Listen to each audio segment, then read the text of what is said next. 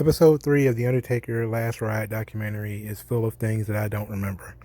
For instance, Undertaker wrestled Rusev in Saudi Arabia. Absolutely didn't remember that. Undertaker wrestled Triple H in Australia. Didn't remember that either. I'm pretty sure I watched both of those events and don't remember fuck all about either one of them. So I don't remember a lot of this stuff. I do remember the closing moment though. The tag team match, DX versus the Brothers of Destruction. I remember how fucking disgusted I was to see that shit. I was utterly impaled with disgust off the concept of those four guys having a bad match. I didn't think it was possible, but it not only is possible, it took place. It was fucking horrible. All right, so that's pretty much what the episode is about. The episode is mostly about Undertaker and his relationships with Triple H and Kane and Shawn Michaels and their horrible match in Saudi Arabia. But I thought that it was really interesting that I thought a couple of things were interesting. This is going to be a very short review or a very short notes episode. One, I like that Undertaker, when they initially came on within the first couple of minutes, they showed his daughter, I was kind of worried about his daughter's reaction to him pinning John Cena. And I thought that was really, I thought it was a sweet moment because it seems to be a routine thing with wrestlers where, daddy beats John Cena and the kid is distraught that John Cena got beat by daddy, because I think Kevin Owens had the same situation. And, it's like when you see, like, if you watch enough documentaries that I've watched, wrestling documentaries, you see a lot of the children of these wrestlers are actually fans of John Cena. Like Randy Orton's daughter was a big fan of John Cena. It was his daughter that was a big fan of John Cena. I've seen that on his documentary. Kevin Owens' son, now Undertaker's daughter, is a fan of John Cena. It's like you see this and you kind of it makes Cena seem like a bigger star than you really think that he is. He's kind of like, sometimes when you're a little bit older, you don't really see John Cena as being a big star because you've seen big stars. Like if you've seen The Rock and you've seen Steve Austin, it's kind of hard for some people to see John Cena in that same way. But when you see The Undertaker's daughter is like halfway kind of miffed that Cena lost, you're like, wow, that Cena has power. He's gonna, in a couple of years, the kids who were in the C Nation are going to be adults, and that's kind of crazy because he became, well, actually, they might be, they might be adults today. They might be adults right now because he really kind of started in 2004, 2005. So you're talking about 15 years ago. So yeah, you're talking about some of them kids, man, who might have been 5 or 6 at the time. They're 20 now. So they're probably watching AEW with anime avatars and all that type of shit. But ultimately, that was great. I thought that was a fantastic moment. I like the Undertaker also talked about the significance of Madison Square Garden. We hear a lot about Madison Square Garden. I think that nary a WWE documentary goes by without them talking about the importance of Madison Square Garden and how much it really means to everybody who performs in WWE. Yeah, but Undertaker says like this pretty much gonna be his last time in Madison Square Garden, and he was in a 6-man tag teaming with Roman Reigns and Braun Strowman against Kevin Owens, Baron Corbin, and I'm gonna guess that was Sami Zayn. I really wasn't paying attention. And then they didn't really get a good shot. I couldn't read the screen. My vision is not that good. But that sounded like it sure did happen, you know. But I like that this episode was about one specific thing, and that what his career is about now. Like what Undertaker continues to come back for is that he's in his Moby Dick moment where he says he's chasing the perfect ending. And he can't get it because in these situations, when he wants a match to be the match that he ends his career on, it ends up turning to shit. Which is, the the tag team match. He kind of wanted that to be it. He thought that if they could, talk Shawn into coming back, which they did, and have this tag team match with Kane and Triple H, that this could be the one, And they ended up dropping the ball, like he didn't. And of course, that was probably not going to be it anyway, because he felt he was still in pretty good shape, so he probably wasn't going to take that one anyway. But it's kind of interesting because he's had decent to good matches since the Roman Reigns match. Well, obviously the Boneyard match, right? And a lot of people are saying like the Boneyard match should kind of be it. But the Boneyard Riot was a meme. You know, it was like it wasn't a match in front of a crowd, you know, where he get to go out there and feel the energy. You know, he got a great response from the Boneyard match, but he didn't. It wasn't a wrestling match. It wasn't the end that he probably is looking for.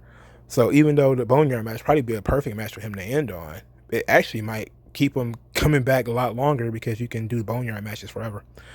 But that's pretty much what this episode was about. Was Undertaker chasing what they call chasing the dragon. A lot of different people talking about the storybook ending, and you know, some guys did get the ending. Steve Austin got he talked in this documentary. He's talked a lot. Well, he didn't talk a lot, but he appeared, and he got his ending. He got to face The Rock one more time. The match was pretty good. It wasn't the best match that they've ever had, but it was probably the only match that they've ever had that I've watched more than once.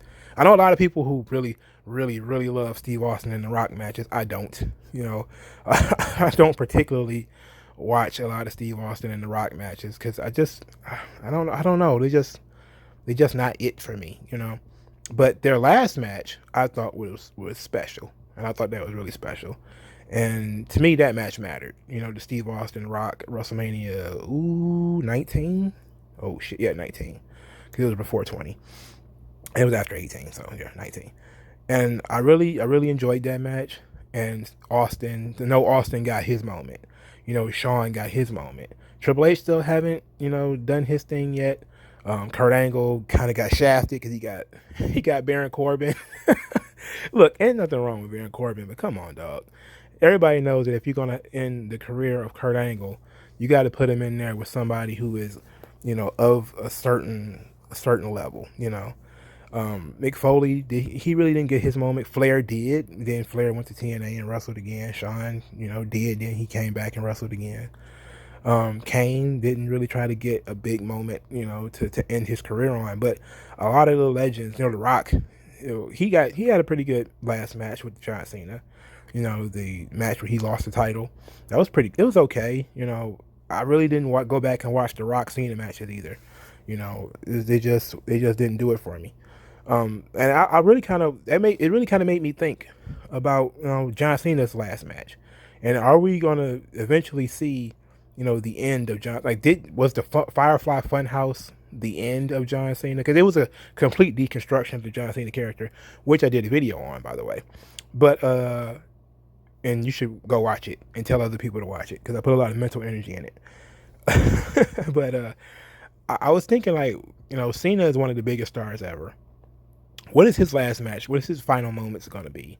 You know, Hulk Hogan's last match was against Randy Orton, in a match that he probably should have lost. He definitely should have lost. And I shouldn't say probably. He definitely should have lost. And he didn't lose because he had a gigantic fucking ego. So you know, but that was Hogan's last match, and it was decent. It wasn't great because I think Hogan was injured, so Randy was kind of working around him. But you know, you kind of, we're in that age now where everybody wants that big magic finish, and Undertaker kind of, having given that to Shawn, he's like, shit, now it's my turn. You know, now what do I do? And he didn't want to go out in WrestleMania 30 because he didn't think it was a particularly good match. He didn't think that the WrestleMania 33 match was good enough. You know, even though it was kind of a perfect ending as far as I'm concerned, because he, you know, not just because he put this stuff down in the middle of the ring, but because it was him finally giving up his spot. You know, he was backing down as far as, you know, not just I'm giving up my gimmick, but also to being the locker room leader and all that type of stuff. All that shit moved to Roman.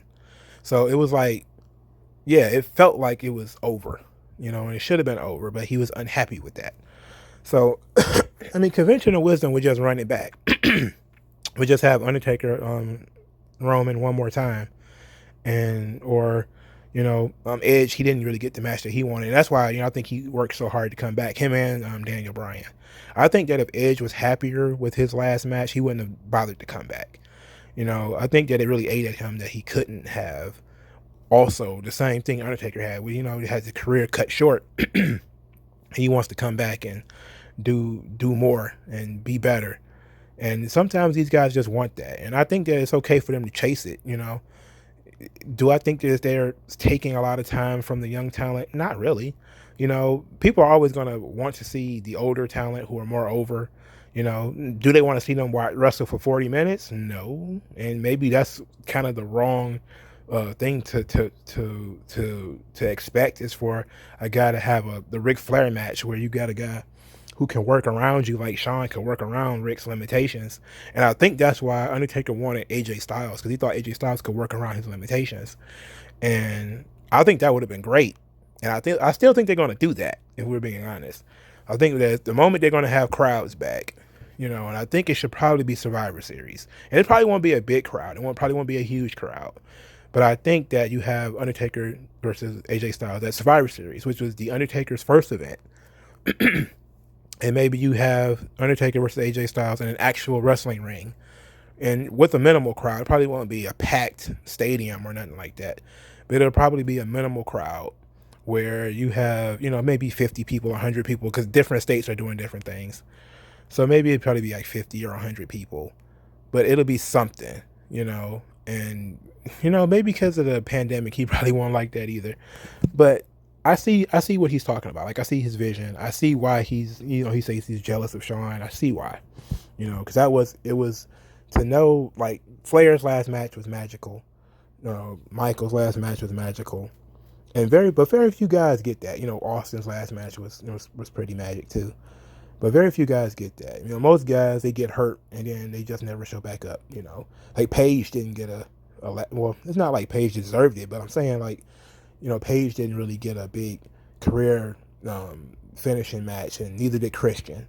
You know, there were some really good guys who didn't really get that big match. You know, Eddie Guerrero didn't. You know, he didn't come off like one of the biggest matches of his career. You know, Batista kind of did. I think Batista and Triple H had the best match that they probably could have had between the two of them, and that was it. But I think that when you're looking at the legacy of the Undertaker, it has to be the right opponent, and it has to be the right venue. And I think that he should stop wrestling if he's not going to wrestle at WrestleMania in front of the crowd, you know, and finish his career there. You know, there's no point in having house show matches. There's no point in having SummerSlam and Saudi Arabia matches. There's no point in none of that shit. But hey, I actually believe it. And I think as long as he can physically do it, now his final match might be 10 minutes. And I think he needs to get that in his head. And it probably not going to be 30. It might be 10. It might be 12, you know, with entrances. But, you know, if he can go out there, shoot the pistol, you know, for 6 or 7 minutes, take a pinfall, and be like, okay, I'm happy with that. You know, I gave it all up. I gave it my all. Then that would be great. But I thought this was interesting. And the next episode is going to be about his need for redemption for fucking up in Saudi Arabia, and going back to Saudi Arabia, which is obviously bad luck for Undertaker at this point, and wrestling Bill Goldberg and getting dropped on his head. But other than that, there was one interesting thing that in this documentary that I found pretty cool, and that was he's playing playing cards with the trainer, and the trainer's name is Larry. I don't remember what his last name was, but he's talked about throwing out bad luck guys, and he's like named a few, like Big Show and Hornswoggle. And I thought that was pretty funny that, you know, if you make him lose, he's throwing you out of the locker room. All right, so that was it. That's pretty much the long and the short of the documentary. What did you guys think? Did you guys enjoy it? I've been enjoying this series. You know, it's kind of, they're kind of saying the same things over and over again about, you know, that he's looking for the end, and that, you know, but I see that he's becoming a little bit more grim about it, that he's thinking that it might not happen for him, and other people, I guess, kind of like, well, I don't know, man, this is unhealthy. And, you know, maybe the next episode would feel, but this kind of felt like episode 2 again, because I guess it kind of was. You know, this whole series kind of feels like, of course, one big thing, because it seemed like it was all filmed at the same time. But hopefully, you know, episode 4 feels a little bit different, because this one was kind of a step down from the first 2. But what did you guys think? Let me know in the comment section, and I'll talk to you later.